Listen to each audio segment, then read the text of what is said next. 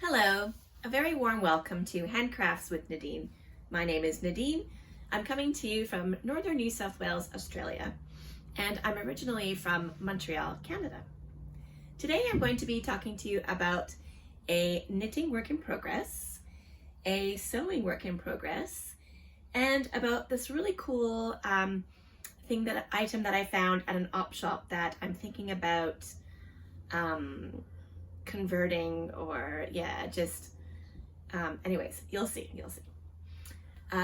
Okay, and just a little bit of an update from last week. I was showing you guys our pizza oven.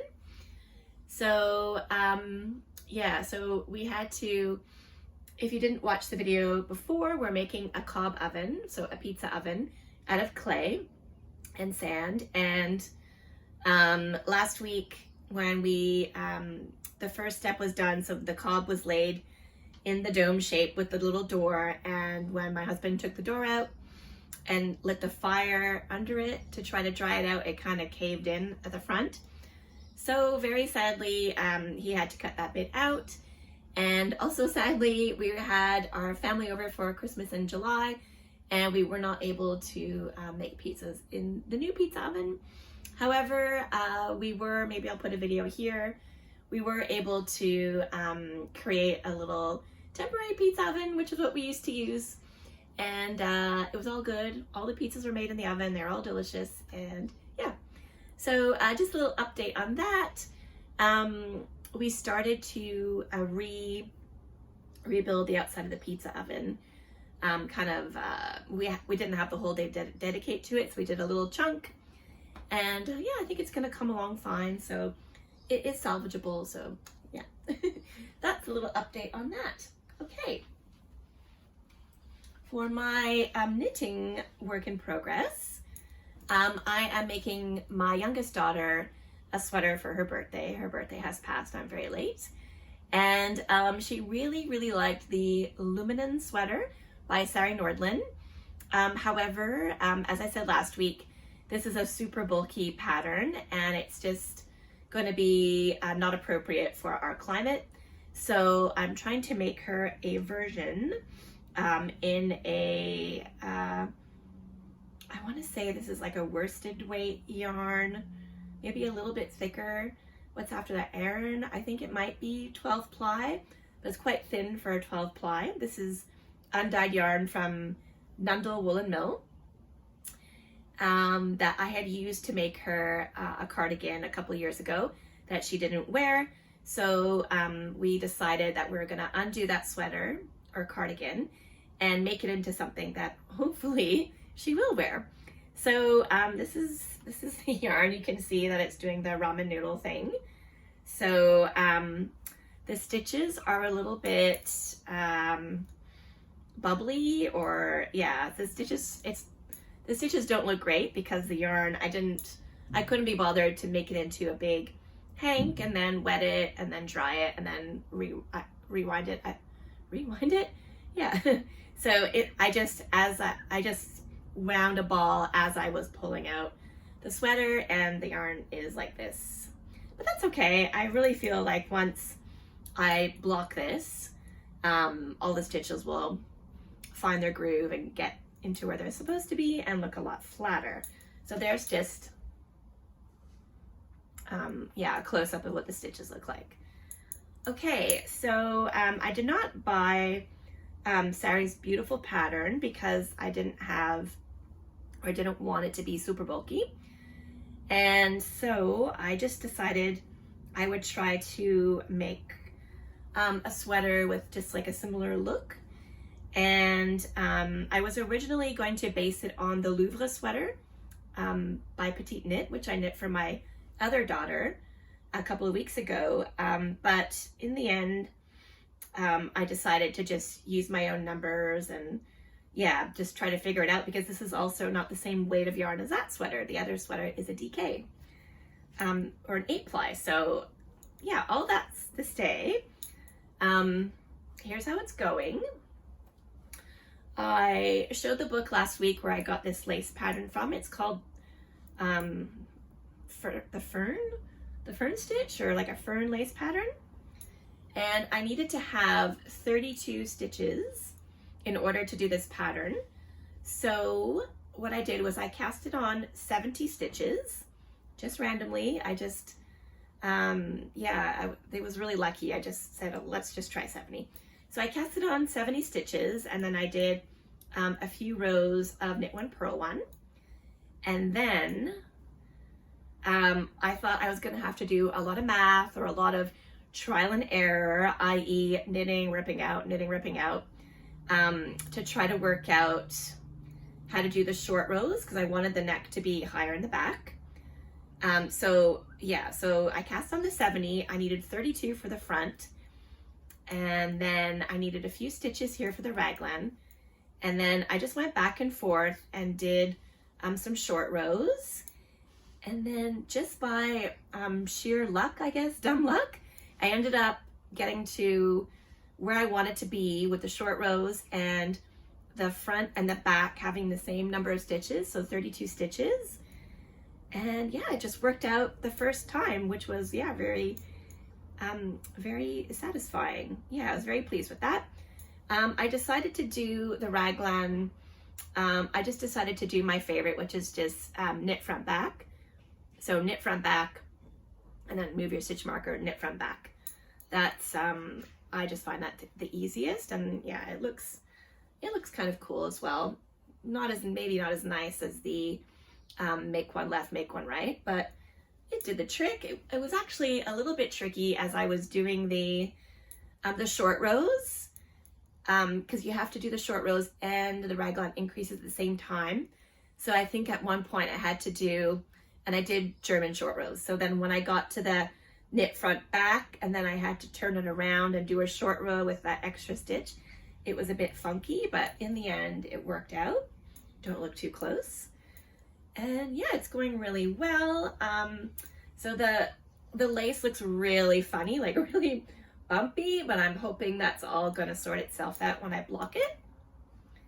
Yeah, what else? Oh, I was really wondering, because I have already knit this with this yarn, this exact yarn, and then I blocked the garment and then I undid it, I'm wondering if it's gonna grow again. This is, sorry, I forgot to mention, this is superwash treated yarn that I bought a couple of years ago. So I know superwash yarn really grows when you wet it, but what I'm wondering is, will it grow again? Because it's already been a sweater that had grown. So once it grows once, does it kind of, I don't know, does it kind of suck back in only to grow again in the next garment, or does it grow and then that's it? Because really, there's not a lot of stretch in this, you know, like yarn is very bouncy normally, and there's not really a lot of bounce. So maybe it won't grow down, I'm thinking. That's my theory anyways. Barber cords. Yeah, I have a bad history with barber cords. For some reason, one of them went really smoothly and the other one didn't. I tried my technique of warming up the end again, and it still kept popping off, but only for one and not the other, so I don't know what's going on there. Yeah, you'll notice my torso was on a very small circumference, and there's a very good reason for that. I forgot them in the other room. Hold on a second.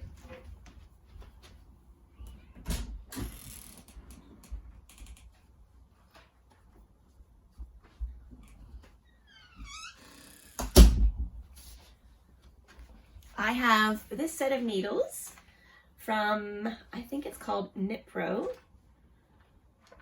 Oh, there is no label on here. That's really bad advertising. I'm pretty sure they're called Knit Pro. They might be called something different in other countries, I think. Anyway, so this is the only set of interchangeables that I have, and it comes with one small circumference, two of these orange ones, which are that size, and then one, is this one the biggest? Yeah, and then one, that's the longest one there. So the first thing that happened was this one, the whole metal bit came off, detached from the plastic. Yeah, that happened first. And then the second time something broke was this one, and you can see just the screw bit fully came off of there. So then I only had the two. And then just earlier today, I was trying to do a few more centimeters on my sweater, and as I'm knitting, I felt something funny on my hand, and I was like, oh, maybe it's coming undone. Let me have a look if I need to tighten it. And was it this one? It's breaking. This is on its, it's attached by like a thread there.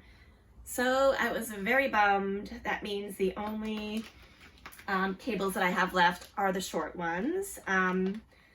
Luckily, I'm just knitting in the round, and the stitches will just be a bit more bunched. It's not really that big a deal. But yeah, I was very annoyed. But I'm pretty sure that you can order more of those, so I'll just have to do that. So not really the end of the world, but just a bit annoying. Yeah, I think that's all I had to say about that. I really like the, what size needles am I using? 5.5. I did use, 5.5 mils. I did use 5 on the neck, and yeah, it's making a really nice fabric. She's very pleased. She really likes it. And yeah, let's just hope she wears this one. I forgot to say what I was wearing, or what I am wearing. This is the 3 Seasons Cardigan by Wool & Pine. It is an all-over cable cardigan with a V-neck. Actually, it's cables and lace. So you can see there's 2 panels of cables down the sleeve and then a lace. And I knit this one in Bendigo Woollen Mills Rustic in the 8-ply in the color Forest. I talked about this one maybe a couple of months ago. I had finished it, so if you want to see more details about it, you can check it out there. Just quickly, a little modification I made to make the sleeves a bit wider is I added a panel of one of the stitch patterns that is in the back. So yeah, just briefly, that's what I did there. Otherwise, I followed it all, and yeah, I really love it. It's very cozy and very pretty, and I'm wearing it with this dress. And if you can see, I bought this dress at one of the flea markets in Byron Bay, and it was from a shop, I think it's called Jack Cooper. It's one of the stores that they have there in Byron, and they had a rack outside of their shop because that's where the flea market takes place, in the parking lot. And I was just walking by with my girls, and of course, linen caught my eye. I'm always feeling things, looking for nice linen pieces. And yeah, it's basically, I would say it's pretty much a hinterland dress. It's sleeveless, and it's got the bust dart. It's got a very similar waist. No, I think it's a very similar neck as well. And it's got pockets. It may be a little bit longer. The skirt might be a little bit longer than the hinterland dress, and the pockets are a lot deeper. But yeah, oh, and also in the back, there's like a keyhole with like a little button at the top. So maybe the neck does come a little bit higher. That's why they put that there. But yeah, I was just like, oh my gosh, this looks like, and of course I already have many hinterland dresses, but I couldn't pass up the deal. I don't have a black one, and the linen is very nice quality. It's very heavyweight. So yeah, I snatched it up. I think it was $20. Yeah, if you love hinterland dresses and you don't sew, I would highly recommend that the store AS in Australia. I don't know if it's an international company. They make a lot of t-shirts and like hoodies and trackies and things like that. I was in the shop in Brisbane over our summer, and they have same thing as this, basically like a knockoff of a hinterland dress. I don't know which came first, this dress, the one at AS, or the hinterland dress, but it's basically the same thing. They have the sleeveless version, and I think they have the keyhole in the back. So yeah, that's just if ever you don't sew and you always see people wearing the hinterland dress with knitwear, that's a good opportunity for you to get in on it. Okay, speaking of hinterland dresses, my next work in progress is a hinterland dress. Normally when I sew, I kind of try to take to do it on a day where I know that I have the entire day, and I try to sew it all in one day. So I might cut out the fabric another day, but I really kind of like to, once I get started, I like to kind of go till I'm done. But for, I forget why, but I think I had to work half the day, and then I had to help my daughter with her schoolwork for the other half, so I only had a few hours to work on it. So I thought I'd show you it in progress. So I used this fabric that I got at the flea market a couple of weeks ago. I showed you it's like a denim. I did not wash it. I don't normally wash my fabric first. I know that's a big no-no for sewing. You're meant to wash and dry your fabric. However, we don't have a dryer.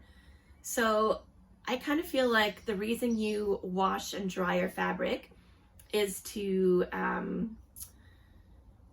so that it shrinks, it pre-shrinks it, because then when you sew it, you sew your fabric together in, cutting it in different ways and different directions. If it then shrinks after you've sewn it, it might get bunchy or look a bit funny.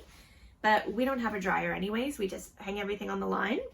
So I did not wash it, but oh yeah, I brought that up because I did notice at one point that my fingers were getting a little bit stained from the dark denim.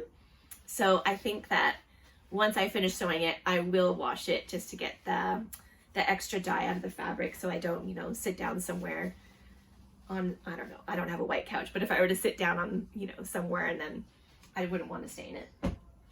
Okay, so what I did manage to sew was the bodice. Quick show there. Where's the thread? Oh, what happened to the thread? Okay, I went to the op shop the other day to, so basically the fabric store that's kind of near my house, like it's near my daughter's school where I drop her off. There's a fabric store there called Fabric Land Fantasia, and right beside them is the op shop. So I went to go buy some thread because I didn't have any dark blue thread, and I always poke my head into the op shop first to see, because they do have a lot of sewing things there. And I was very pleased I did, because I found this very big spool of thread, and it's not exactly the same color, but it's close enough.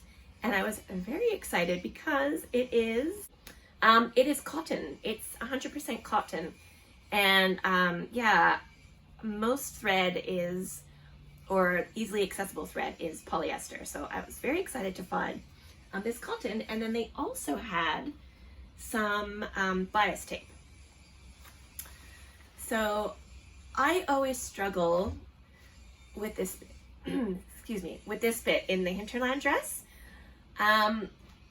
It's the only bit in the pattern that really does my head in. Every time I do it, this is the 7th time I've made the Hinterland dress, I always dread getting to that bit, and I always, for the first 3, I think I did it 3 different ways, and I couldn't even tell you. I thought I was doing it right all 3 times, and I have a different result with each one. Yeah, anyway, so I really struggle with that bit. So I thought I would try to do it with the bias tape, and yeah, don't look too close. It looks good from far, just don't look too close at it. So basically the struggle I was having was I was sewing it from the inside, like inside out, so that I could you know, make sure that I was sewing along the bias tape. And then when I turned it around, I was like, oh, the stitches on the outside looked terrible. So I think it was a tension issue. So I took my stitch ripper, ripped it all out. It was very tedious. And then I tried to change the tension on the machine. I was like, okay, that looks pretty good. Let's go again. So I sewed it all again.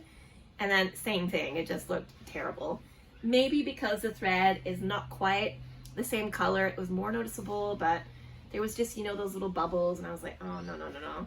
So I ripped it out again, and then I said, okay, I'm gonna try sewing it from the outside. So I turned it the right way out, and I sewed from the outside, and so it looks great from the outside now. Yeah, the stitches look great. However, I didn't always catch the bias tape properly in different spots. So yeah, even there I really didn't catch it. So Nadine, why didn't you pin it? You could have pinned it and it would have been fine. That's very true, but I think I tried to stick the pins through, and because it's denim, it's really thick. I just thought, oh, is it gonna make big holes? And I don't know, sometimes I just want to do it and I can't be bothered to take a few extra minutes to do these steps, and I try to rush, and anyways. So like I said, it looks perfect from the outside. It's not, also when I did it the other way, it was very bunchy in the curved bits. So now it looks nice and flat. So I think I'm just gonna keep going. The next step is to put on the sleeves, and then eventually the skirt, and then when I'm done, if this still bothers me, I decided I'm going to take some more bias tape and then hand sew it on.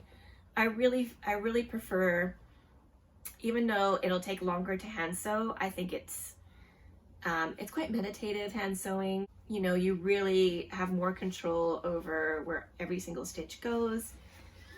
Sorry, I'm a bit wheezy today. You have more control over where every stitch goes, and yeah, I don't mind doing it. So I think I will do that at the end. I'm going to keep trucking with the dress though. Because this is denim, when you go over the seams, it's quite thick. Yeah. Anyways, so that's how that's going. I'm really excited to have this because I really love this color. I think it's going to be really nice, and I already have a denim Hinterland dress. Did I wear it last week? May have worn it a few weeks ago, and it's kind of like a lighter color denim. It was a tablecloth from IKEA. So yeah, and I find it great in winter. I love wearing it. It's very comfortable and a bit warmer than yeah, like a cotton dress. So yeah, very excited about that. And this fabric, I think I paid $15 for the fabric, and I even had leftover. I thought I only had 3 meters, but I have leftover, so I can maybe even make something else with it after. Okay, so while I was at that op shop, oh, I forgot to bring them in. I also got 2 books called Me Before You, and then the second book to that, Me After You. I'm not sure what the other one was called. I think the author is called Jojo Gomez, maybe, is that right? Anyways, if I'm wrong, I'll put it down on the screen. So I found those 2 books. I was very excited. I'm still reading Dune. I'm on the 3rd book. It's really, really good. Highly recommend it. And yeah, so while I was at the op shop, I do sometimes take a quick browse in the dresses section, again, looking for linen. And something caught my eye. I'll show you. It's not linen. It's made of cotton, I think, because the tag is missing, but it definitely feels like cotton. It's a dress. Now, also the size is not written on here, but it is definitely going to be too big for me. The shoulders, you know, I tried it on. It's just, and it comes like right down. So it's too big, but I couldn't go past the embroidery. How pretty is it? It's got these little, I don't know if they're meant to be trees or flowers, but I just thought it was so pretty. And it has a drawstring, and the drawstring works. I tried it. It's not a fake drawstring. So I think what I'm going to do is, let's see. There. I'm going to turn it into a skirt. So what I'm going to do, it's actually, I think that's 1 piece. If it was 2 pieces, I think it would be a little bit easier, but what I'm going to do is cut the fabric probably like 1 centimeter, 2 centimeters above, and cut off the skirt piece, and then just double fold the bit that I cut off, and then stitch it to the inside of the drawstring, and then it will be a beautiful skirt. It's nice and light. It'll be a nice skirt to wear in summer, and yeah, I was very pleased with that find. That's the 2nd time that I've bought something from that store. I think I bought a linen dress. Let me see if I can find it. Okay, I found it. It's very, very, very, very wrinkled because it's been stuffed in my closet. I haven't really been wearing skirts as much in the winter. But this was a linen dress, and it was also something like a 5XL size. And I thought that I would make it into a skirt. So it was, a dress that had pockets. So I just cut it off at the bust, and then folded the front and sewed it, and then I put the elastic in the back. I actually followed the tutorial from Heather Handmade, who has, I'll put a picture. She has a free pattern for how to make a skirt. I cut off the top of the dress, and then I followed her directions, which were just for flat fabric, but it was easy enough to use her directions to make this skirt. And yeah, it's one of my favorite skirts. I wear that all the time. I think that is it for me. Let me double check. That is it. So thank you so much for watching. One of my videos a couple of weeks ago has over 3,000 views, which is really blowing my mind. So thank you so much for watching. Thank you for those who subscribe and like and comment on my videos. Yeah, I'm really having a lot of fun making these videos. I look forward to it every week. Yeah, so thank you so much, and I hope you get to make something beautiful with your hands this week, and I really look forward to talking to you again next week. Thanks again. Bye.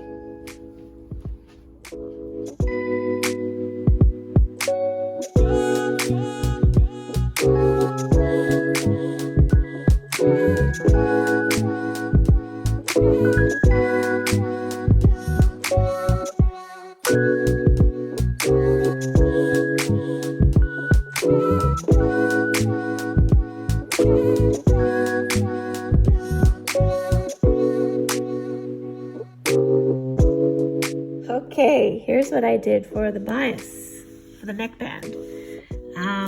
I bought this bias tape. It's a bit small, so I opened it up and I matched the top of it to the stay stitch that you do at the neckline. So I lined it up, and then I stitched in the fold on this side. So I stitched all the way around, and then my plan is that's going to be, hold on a minute, I'm going to fold it over and iron it like that. So iron all the way around, and then when I fold it under again, I'm gonna sew along there, and hopefully that will work.